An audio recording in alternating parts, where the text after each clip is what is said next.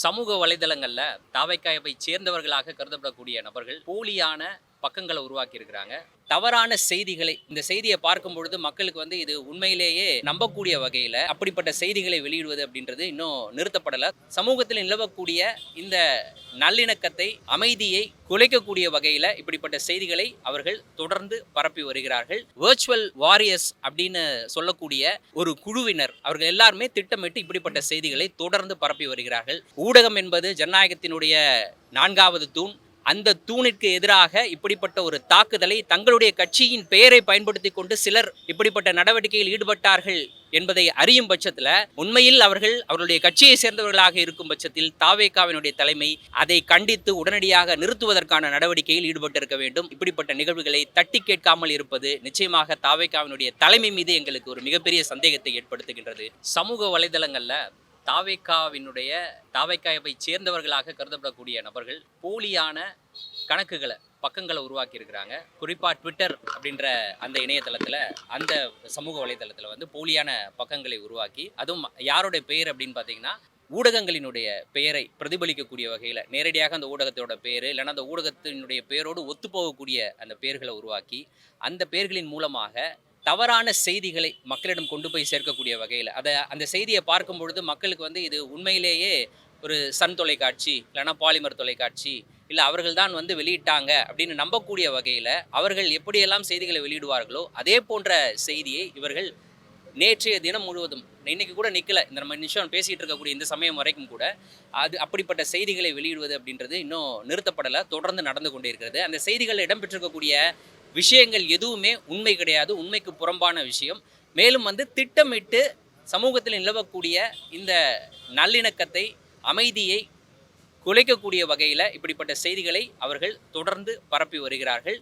வன்மத்தோடு திட்டமிட்டு இந்த வேலை செய்யப்படுகிறது. அதோடு நிற்காமல் முக்கியமான ஊடகவியலாளர்கள், தமிழ்நாட்டினுடைய முக்கியமான ஊடகவியலாளர்கள் அவர்கள் தொடர்பாக உண்மைக்கு புறம்பான செய்தி, அவருடைய நட்பெயருக்கு களங்கம் விளைவிக்கக்கூடிய வகையிலான செய்தி, அவர்களுக்கும் பெருவாரியான மக்களுக்கும் இடையிலேயே பகைமையை உண்டாக்கக்கூடிய வகையிலான செய்தி, இப்படிப்பட்ட செய்திகளை திட்டமிட்டு தாவேகாவை சேர்ந்தவர்களாக கருதப்படக்கூடிய நபர்கள் அவ்வாறாக அவர்களே அடையாளப்படுத்திக் கொள்கிறார்கள். அப்படிப்பட்ட நபர்கள் வெர்ச்சுவல் வாரியர்ஸ் அப்படின்னு சொல்லக்கூடிய ஒரு குழுவினர் அவர்கள் எல்லாருமே திட்டமிட்டு இப்படிப்பட்ட செய்திகளை தொடர்ந்து பரப்பி வருகிறார்கள். இப்படியாக பரப்பப்படக்கூடிய செய்தி அப்படின்றது, நான் ஏற்கனவே குறிப்பிட்டது போல, தமிழ்நாட்டில் நிலவக்கூடிய அமைதிக்கு பங்கம் ஏற்படுத்தக்கூடிய வகையிலும், இங்கு மக்களிடையே நிலவக்கூடிய அந்த நல்லிணக்கத்தை சீர்குலைக்கக்கூடிய வகையிலும் அமைகின்றது. இப்படிப்பட்ட வகையில் தான் இவர்களுடைய நடவடிக்கை அமைகின்றது. அப்படின்ற வகையில் அதை உடனடியாக கண்டிக்க வேண்டும், இந்த நடவடிக்கை நிறுத்தப்பட வேண்டும் என்ற வகையில் சென்னை பத்திரிகையாளர் மன்றம் சார்பாகவும் மற்ற தோழமை அமைப்புகள் சார்பாகவும் இன்று தமிழ்நாடு டிஜிபி அவர்களை நேரில் சந்தித்து இப்படிப்பட்ட செயல்பாட்டில் ஈடுபட்டு கொண்டிருக்கக்கூடிய நபர்கள் மீது உடனடியாக நடவடிக்கை எடுக்க வேண்டும், அவர்கள் மீது சட்டப்பூர்வமான என்னென்ன நடவடிக்கையோ உடனடியாக எடுக்க வேண்டும், இந்த தற்போது சமூக வலைதளங்களில் பரவி கிடக்கக்கூடிய இது போன்ற செய்திகளை நீக்குவதற்கான நடவடிக்கையும் எடுக்க வேண்டும் என்ற ஒரு கோரிக்கை, ஒரு புகார் மனு வாயிலாக அவரிடம் முன்வைக்கப்பட்டிருக்கின்றது. டிஜிபி அவர்கள் இது தொடர்பாக உடனடியாக நடவடிக்கை எடுப்பதாக கூறியிருக்கின்றார். அதே போல நேற்றைய தினம் சென்னை பத்திரிகையாளர் மன்றம் சார்பாக வெளியிட்ட அந்த அறிக்கையை இந்த சமயத்தில் சுட்டிக்காட்ட விரும்புகின்றேன். அந்த அறிக்கையை பொறுத்தவரை, தங்களை தாவேகாவினுடைய தொண்டர்கள் என்று கூறிக்கொள்ளக்கூடிய நபர்கள் இவ்வாறான செயல்பாட்டில் ஈடுபட்டு கொண்டிருக்கும் பொழுது தாவேகாவினுடைய தலைமை இதை கண்டும் காணாமல் இருப்பது மிகவும் வருத்தத்திற்குரிய ஒரு விஷயமாக இருக்கின்றது. ஏனென்றால் அனைவரும் அறிந்தபடி ஊடகம் என்பது ஜனநாயகத்தினுடைய 4வது தூண். அந்த தூணிற்கு எதிராக இப்படிப்பட்ட ஒரு தாக்குதலை தங்களுடைய கட்சியின் பெயரை பயன்படுத்தி கொண்டு சிலர் இப்படிப்பட்ட நடவடிக்கையில் ஈடுபட்டார்கள் என்பதை அறியும் பட்சத்தில், உண்மையில் அவர்களுடைய கட்சியை சேர்ந்தவர்களாக இருக்கும் பட்சத்தில் தாவேகாவினுடைய தலைமை அதை கண்டித்து உடனடியாக நிறுத்துவதற்கான நடவடிக்கையில் ஈடுபட்டிருக்க வேண்டும். அதையும் அவர்கள் செய்யவில்லை.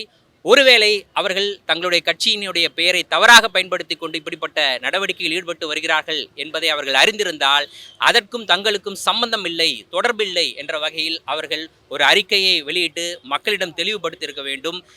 இது இரண்டுமே நடக்கவில்லை என்ற வகையில் இது நிச்சயமாக தாவேகாவினுடைய தலைமை ஒன்று திட்டமிட்டு இந்த நடவடிக்கையில் ஈடுபட்டிருக்கின்றது. இல்லை என்றால் இப்படிப்பட்ட ஒரு நடவடிக்கையை ரசிக்கக்கூடிய ஒரு ரசிக மனப்பான்மையில் தாவேகாவினுடைய தலைமை இருக்கின்றது என்பது மிகவும் வருத்தத்திற்குரிய ஒரு விஷயம்.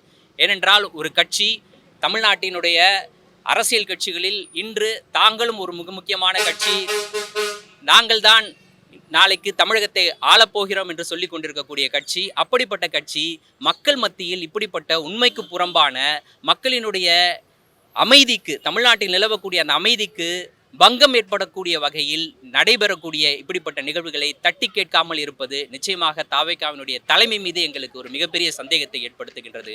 ஆகவே நான் குறிப்பிட்டதுபடி இந்த இரண்டில் ஏதாவது ஒன்றை இனியாவது தாவேகாவினுடைய தலைமை செய்யும் என்ற நம்பிக்கை இருக்கின்றது. அப்படி செய்யாத பட்சத்தில் மக்கள் பார்த்து கொண்டிருக்கிறார்கள், மக்கள் சரியான ஒரு முடிவு எடுப்பார்கள். அதே போல காவல்துறையிடம் புகார் அளித்திருக்கின்றோம், காவல்துறையும் உரிய நடவடிக்கை எடுக்கும் என்ற நம்பிக்கை எங்களுக்கு இருக்கின்றது. மூத்த பத்திரிகையாளர் வந்து விஜயை வந்து வாடா போடா வந்து பேசுறதுனால இவ்வளோ பிரச்சனைக்கு காரணம்.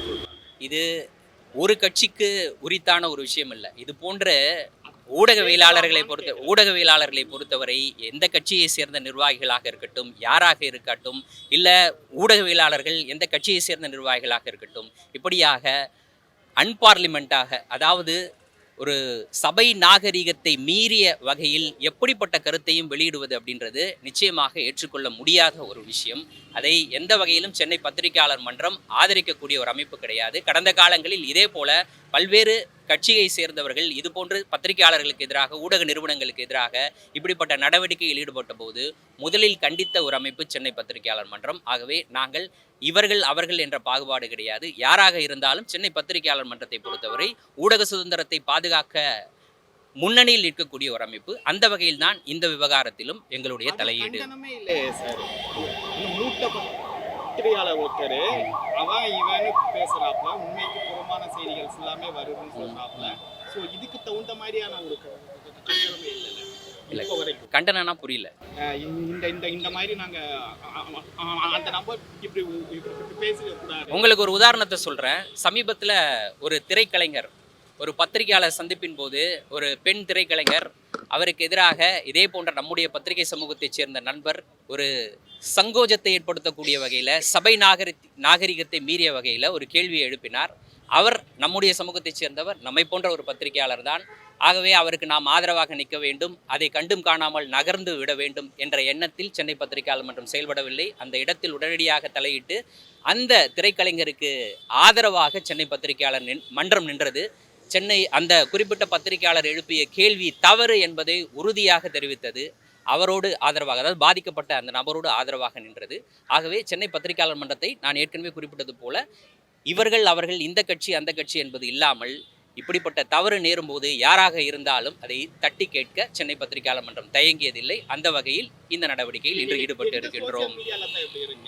ட்விட்டர் அப்படின்ற இணையதளம் தான் இப்போ பெரும்பாலும் குறிப்பிட்ட பத்திரிகையாளர்களை சுட்டிக்காட்டி இல்லை குறிப்பிட்ட ஊடகங்களினுடைய பெயர்களில் இல்லாத செய்தியை இருப்பதாக காட்டிக் கொண்டிருக்கிறார்கள். அதுதான் ரொம்ப முக்கியம். குறிப்பாக இப்போது தமிழ்நாட்டில் தேர்தல் சமயம், இந்த தேர்தல் சமயத்தில் அரசியல் கட்சிகளுக்கு இடையே கூட்டணி பேச்சுவார்த்தை அப்படின்றது நடந்துகிட்டு இருக்கு. இந்த கூட்டணி பேச்சுவார்த்தையின் போது இரண்டு அரசியல் கட்சியை சேர்ந்த தலைவர்கள் ஒருவரை ஒருவர் தரக்குறைவாக விமர்சிக்கக்கூடிய வகையிலான செய்திகளை ஒரு ஊடகம் சொன்னதாக, ஒரு குறிப்பிட்ட ஊடகம் சொன்னதாக அவர்களே பொய் செய்திகளை அந்த ஊடகத்தின் பெயரில் பரப்பி கொண்டிருக்கிறார்கள். ஒரு தமிழ்நாட்டில் அனைவராலும் அறியப்பட்ட பத்திரிகையாளர்களை சுட்டிக்காட்டி அவர்கள் மீது பாலியல் குற்றச்சாட்டு, உண்மைக்கு புறம்பான குற்றச்சாட்டு, இதை அந்த நிறுவனம், ஒரு குறிப்பிட்ட செய்தி நிறுவனமே பரப்புவதை போன்ற தகவல்களை பரப்பி இருக்கிறார்கள்.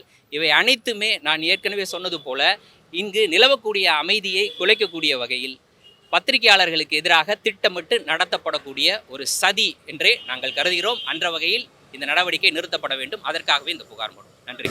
தாவேகாவுக்கு எதிராக யார் பேசினாலுமே பின்னாடி திமுக ஆளுங்கட்சி தான் இயக்குது அப்படின்ற மாதிரி சொல்றாங்க. நீங்க கொடுக்கறத வச்சு அவங்களும் இந்த குற்றச்சாட்டு வைக்கணும். நேற்று நாங்கள் அறிக்கை வெளியிட்ட உடனேயே நீங்கள் குறிப்பிட்டது போல அப்படிப்பட்ட ஒரு நடவடிக்கையில் யாரெல்லாம் இப்படிப்பட்ட நடவடிக்கையில் ஈடுபட்டு வருகிறார்களோ அவர்கள் சென்னை பத்திரிகையாளர் மன்றத்திற்கு எதிராக ஒரு குறிப்பிட்ட வகையில் உண்மைக்கு புறம்பான செய்திகளை அவர்கள் அதே சமூக வலைதளங்களில் பரப்பி கொண்டிருப்பதை நம்மால் பார்க்க முடிகிறது. ஆகவே அவர்களை பொறுத்தவரை யார் என்ன சொன்னாலும் அதனுள் இருக்கக்கூடிய அந்த உண்மையை அறியாமல் வாய்க்கு வந்த வகையில் இவர்கள் அவர்களுடைய ஆதரவாளர்கள், அவர்கள் இவர்களுடைய ஆதரவாளர்கள், இதை அவர்கள் லீக் செய்தார்கள், இதை இவர்கள் லீக் செய்தார்கள் என்பது போல அவர்கள் ஒரு அர்த்தமற்ற வகையில் இந்த நடவடிக்கையில் ஈடுபட்டு வருகிறார்கள். ஆகவே நான் சொன்னது போல கட்சியினுடைய தலைமை உண்மையிலேயே இது அவர்களுடைய கட்சியை சேர்ந்தவர்கள் இந்த நடவடிக்கையில் ஈடுபட்டு வந்தார்கள் என்றால் அவர்களை உடனடியாக கண்டிக்க வேண்டும் என்பதே எங்களுடைய கோரிக்கை.